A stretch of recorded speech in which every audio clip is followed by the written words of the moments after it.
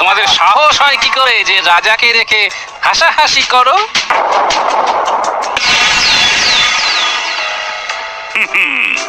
এইবার একটা সুযোগ পেয়েছি। এবারে একেবারে সবাই। ব্যাপার কি মহারাজ, আজও যেন আপনি উত্তেজনায় ছটফট করছেন? না না না না, তেমন কিছু নয়, সবটাই তোমাদের নিয়েই। আসলে নবাব ঘোষণা করেছেন সেরা রাজসভার পুরস্কার দিবেন। তার মানে কোন রাজ্যের রাজসভা কত ভালো। বেশ তো বেশ তো, কাল থেকেই তাহলে রাজসভা সাজিয়ে তোলার জন্য কাজ শুরু। আপনার যেমন বুদ্ধি, এভাবে কি কোনো রাজসভা সেরা হয় নাকি?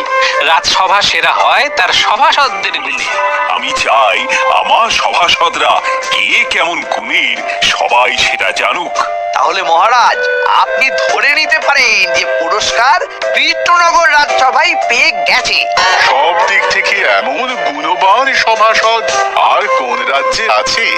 বিদ্যায় বুদ্ধিতে রূপে গুণে আমরাই সর্বশ্রেষ্ঠ, যথেষ্ট যত আমরা যে সব সেরা সেরা সেটা বুঝি কেউ জানে না।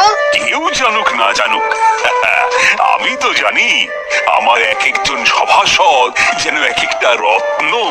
নবাবের লোক পরিদর্শনে এলেই মুগ্ধ হয়ে যাবে।